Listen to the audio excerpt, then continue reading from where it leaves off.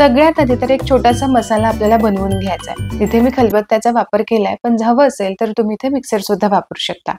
तर यासाठी 5-6 हिरव्या मिरच्या घेतल्यात, 7-8 लसणाच्या पाकळ्या घेतल्यात आणि अर्धा इंच आल्याचे तुकडे घेतलेत। याचबरोबर अगदी एक अर्धा चमचा मी जिरं घातलं आणि 1 चमचाभर इथं ओवा सुद्धा घालायचा। जिरं आणि ओवा हे सुद्धा ठेचून घेतलत ना तर छान स्वाद वड्यांना येतो। क्वांटिटी कमी आहे, त्यामुळे मिक्सरमध्ये फिरवत असताना थोडंसं जाडं-भरडं राहिलं तरी सुद्धा चालेल, पण पाण्याचा इथे वापर करू नका। तर इथे मस्त असा ठेचा आपला तयार झालेला आहे। मस्त फ्लेवरफुल हा होतो। तुम्ही थोडंसं जिरं आणि ओवा सुद्धा ठेचून घेतलात ना, तर संपूर्ण स्वाद वडीला लागला जातो आणि पचायला सुद्धा ही वडी हलकी होते। आता इथे मी अर्धी जोडी कोथिंबीर चांगली स्वच्छ निवडून, साफ करून, धुवून घेतलेली आहे। पाणी चांगलं निथळून घ्यायचं, खूप पाणी या जोडीमध्ये ठेवायचं नाही। अगदीच जाड-जाड नाही, पण कोथिंबीरची कोवळी-कोवळी देठं मी इथं घेतली आहेत। आता अगदी हात न लावता कोथिंबीर कशी चिरून घ्यायची ते बघूयात। तर यासाठी मी इथं चॉपरचा वापर करणार आहे। आता अर्धी जोडी कोथिंबीर आहे, पण पूर्ण एकाच वेळीच यामध्ये घालायची नाही। थोडी-थोडी करून यामध्ये घालायची आणि थोडी-थोडी करतच चॉप करून घ्यायची, म्हणजे व्यवस्थित चॉप होते। अगदी बारीक आपल्याला हवी ना तशीच यामध्ये चॉप होऊन जाते। यामुळे खूप वेळ हातात जुडी पकडून खूप जाड-जाड कोथिंबीर कापण्यापेक्षा ना चॉपरमध्ये मला अगदी सोपं होतं। अगदी 2 मूठ भरूनच मी यामध्ये कोथिंबीर घातली आहे। आता ही कोथिंबीर चांगली आपण बारीक अशी चॉप करून घेऊया। सुरुवातीला जरी थोडीशी जाडसर राहिली ना तरी सुद्धा चालेल, कारण आपण यामध्ये कोथिंबीर घालणारच आहोत। त्यावेळेस आधीची घातलेली कोथिंबीर चांगली बारीक अशी चॉप होऊनच जाते। आता थोड्या वेळानंतर साधारण 5-6 वेळा मी रस्सी खेचून घेतली आणि आता यानंतर पुन्हा थोडीशी कोथिंबीर यामध्ये घालायची आहे। ही स्टेप आपल्याला 3 ते 4 वेळा करायची आहे, जोपर्यंत आपलं पूर्ण कोथिंबीर चॉप करून होत नाही तोपर्यंत हे करून घ्यायचंय। थोड्या प्रमाणामध्ये कोथिंबीर वडी करणार असाल तर हे काम अगदी पटकन होऊन जातं। तर इथे सगळी कोथिंबीर मी या चॉपरमध्ये घातलेली आहे। आता ही सगळी कोथिंबीर मी एकदाच अशी व्यवस्थित चॉप करून घेते। इथे जवळपास अर्धी जोडी माझी कोथिंबीर यामध्ये व्यवस्थित अशी चॉप करून होतीये। कोथिंबीर वडीसाठी कोथिंबीर चिरणं खरंच खूप किचकट काम आहे। खूप हात दुखून येतात। घट्ट कोथिंबीरची जोडी हातामध्ये पकडून घ्यावी लागते आणि बारीक अशी चिरून घ्यावी लागते। तर हेच काम चॉपरमध्ये खूप सफाईदार आणि खूप व्यवस्थित सुद्धा होतं। तर इथे संपूर्ण कोथिंबीर अशी बारीक मी करून घेतलेली आहे। आता यामध्येच इतर साहित्य घालूयात। सुरुवातीला आपण तयार करून ठेवलेला ठेचा मी यामध्ये घातलेला आहे। संपूर्ण ठेचा मी इथे वापरलाय। याचबरोबर अगदी 1 पाव चमचा हिंग यामध्ये घालायची, पाव चमचा हळद घालायची आणि लाल तिखट मी इथं घातलेलं आहे। तुमच्या आवडीप्रमाणे तुम्ही घालू शकता किंवा स्किप केलं तरी सुद्धा चालेल। याचबरोबर इथे मी गरम मसाल्याची पावडर सुद्धा घेतलीये। चवीपुरतं मीठ घालायचं आणि आता यामध्येच मी घालणार आहे बेसन पीठ। तर अर्धी जोडी कोथिंबीर असेल तर त्यासाठी बरोबर 1 कप भरून बेसन पीठ लागतं। रेग्युलर आपली घरातली जी वाटी असते ती जर घ्यायची झाली तर त्या वाटीनुसार बरोबर 2 वाटी भरून बेसन लागेल। आता यामध्येच बरोबर अर्धा कप भरून मी इथं कुरकुरीत ही वडी होण्यासाठी तांदळाचं पीठ घेतलंय। तांदळाचं पीठ रेग्युलर वाटीने 1 वाटी तुम्हाला घ्यायचंय। वडीमध्ये साधारण चमचा 2 चमचे आपल्याला तेल सुद्धा घालायचंय, म्हणजे वडी तळल्यानंतर छान खुसखुशीत होते। आता हे सगळं साहित्य घालून झालं की यावरती झाकण लावून ठेवायचं आणि फक्त या चॉपरची 3 ते 4 वेळा ही दोरी खेचून घ्यायची। अगदी 3 ते 4 वेळामध्येच सगळं मिश्रण व्यवस्थित बाइंड होतं। सुरुवातीलाच यामध्ये अजिबात पाणी घालायचं नाही। असं पद्धतीने आधी सगळं मिक्सचर व्यवस्थित मिक्स करून घ्यायचं आणि यानंतरच पाण्याचा अंदाज बघून यामध्ये पाणी घालायचंय। कारण कोथिंबीर वडीमध्ये खूप कमीत कमी पाण्याचा वापर केला जातो। कोथिंबीरीमध्ये स्वतःचं मॉइश्चर असतं आणि या मॉइश्चरमध्येच कोथिंबीर वडी केली तर छान स्वाद येतो। पाण्याचा सुद्धा खूप वापर झाला तरी सुद्धा वडी आपल्याला व्यवस्थित थापता येत नाही, हवा तसा रोल करता येत नाही। आता इथे सगळं मिक्सचर व्यवस्थित असं मिक्स झालेलं आहे। साधारण फक्त पाव वाटी भरून मी यामध्ये पाणी घालणार आहे। 3 ते 4 चमचे तुम्ही इथे पकडून चाला। आता पुन्हा याचं झाकण लावायचं आणि पुन्हा आधीप्रमाणेच फक्त 3 ते 4 वेळा याची रस्सी खेचून घ्यायची, कारण आता मात्र मिश्रण आहे ना थोडंसं घट्ट होतं आणि रस्सी खेचायला थोडंसं अवघड होऊन जातं। पण 3-4 वेळा खेचून घेतली तर अगदी परफेक्ट असा डो सुद्धा तयार होतो। अजिबात हात खराब न करता व्यवस्थित आपलं वड्यांसाठी लागणारा जो डो आहे तो परफेक्ट असा रेडी होतो।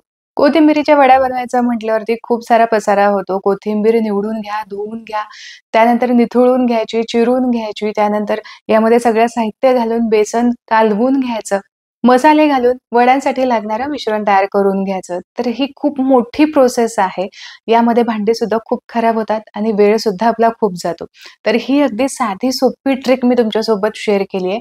आशा करते की ही तुम्हाला नक्कीच कामी येईल. आता तयार झालेला हा डो तुम्ही बघू शकता. अगदी जसं आपल्या वड्या थापण्यासाठी तयार करतो, अगदी त्याच पद्धतीने झालाय. कमी मेहनतीमध्ये, अगदी कमी वेळेमध्ये हा तयार झाला.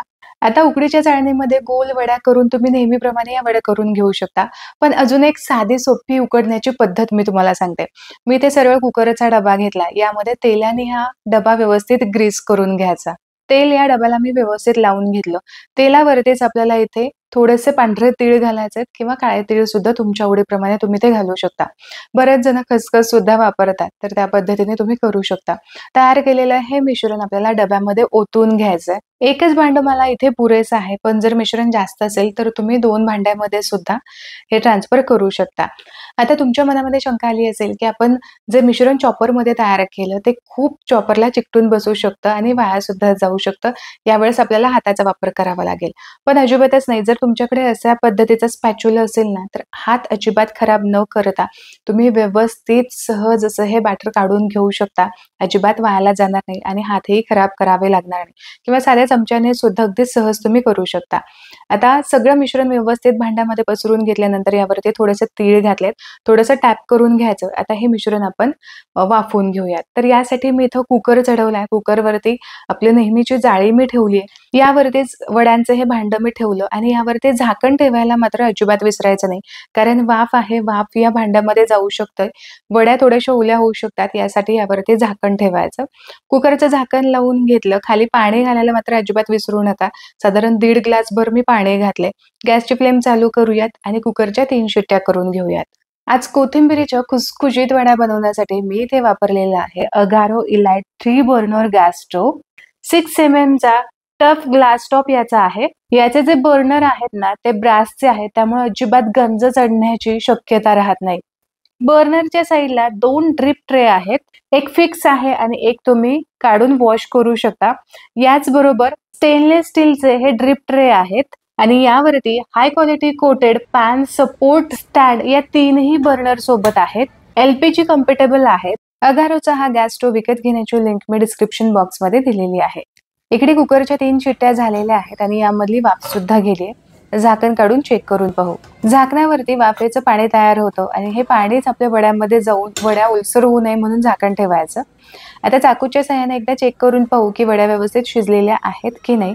तर चाकू असा क्लीन आला तर समजून घ्यायचं की वड्या व्यवस्थित झालेल्या आहेत. आता भांडं कुकरमधून काढून घेऊयात आणि व्यवस्थित असं थंड करून घ्यायचं आणि मगच वड्या पाडून घ्यायच्या.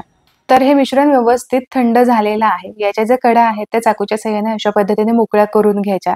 आता हे कुकरचं भांडं उलटं करून व्यवस्थित टॅप करून घ्यायचं. टॅप केलं की अलगद हे मिश्रण खाली पडलं जातं आणि यानंतर सहज अशा आपण वड्या कट करून घेऊ शकतो. तर इथे तुम्ही बघू शकता अगदी व्यवस्थित हे खाली पडलेलं आहे आणि आता हव्या तशा वड्या आपण कट करून घेऊयात. तर थोड्याशा लहान आकाराच्याच मी इथे वड्या ठेवणार आहेत. खूप मोठ्या सुद्धा करू नका. एक छोटी वडी खायला सोपी जाते किंवा डब्यामध्ये जरी तुम्हाला द्यायची असतील तरी सुद्धा ते सोयीस्कर पडतं. वड्या कट करून तुम्ही फ्रीजमध्ये अगदी आठवडाभरासाठी सुद्धा स्टोअर करून ठेवू शकता. हे वड्यांचं मिश्रण चांगलं थंड झालं की आपल्याला हव्या तशा वड्या कट करून घेता येतात. त्यामुळे थंड करूनच घ्यायचा म्हणजे एकसारख्या वड्या आपल्याला कट करता येतात. तर इथे तुम्ही बघू शकता मस्त अशी वडी कट झालेली आहेत आणि सगळ्या वड्या एकसारख्या कट झालेल्या आहेत. गोल आकारामध्ये आपण या तयार केल्यात त्यामुळे कडा थोड्याशा वेगळा आकार घेऊ शकतात. पण जर तुमच्याकडे केकचा चौकोनी टीन असेल ना, तर त्यामध्ये सुद्धा अगदी परफेक्ट अशा चौकोनी वड्या पाडल्या जातात किंवा नेहमीप्रमाणे वड्यांचा आकार देऊन सुद्धा तुम्ही चाळणीमध्ये उकडून घेऊ शकता. आता इथे आपण डाळ भाताच्याच कुकरमध्ये केलेले आहेत. एका कुकरमध्ये तुम्ही वड्या उकडण्यासाठी ठेवू शकता. दुसऱ्या कुकरमध्ये हवं असेल तर तुम्ही भात किंवा वरण सुद्धा उकडण्यासाठी ठेवू शकता. अगदी झटपट एकाच वेळेस दुसरं काम सुद्धा होऊन जातं. वड्या तळायला घेऊयात. यासाठी पसरट मी भांडं घेतलं. अगदीच तुम्हाला डीप फ्राय करून घ्यायचं असेल, तळून घ्यायच्या असतील तर तशा करून घेऊ शकता.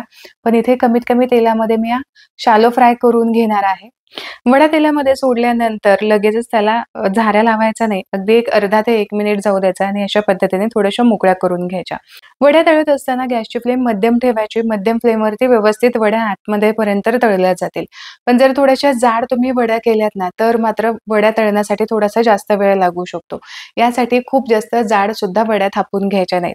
आता इथे वड्या आपण मध्यम आकाराच्या केल्यात, त्यामुळे साधारण 5-7 मिनिटामध्ये व्यवस्थित अशा फ्राय सुद्धा होतील.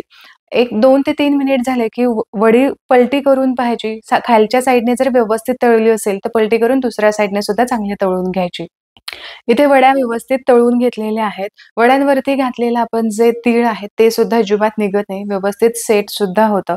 इथे वड्या तळून झाल्यात, तेलामधून आपण काढून घेऊयात. मस्त खमंग अशा वड्या तळून झालेल्या आहेत. आशा करते आजची ही रेसिपी तुम्हाला आवडली असेल. रेसिपी आवडली तर व्हिडिओला लाईक जरूर करा. तुमच्या मित्रपरिवारामध्ये नक्की शेअर करा. पुन्हा भेटूया अशाच एका मस्त रेसिपीसोबत. तोपर्यंत स्वस्त राहा आणि मस्त-मस्त खात राहा.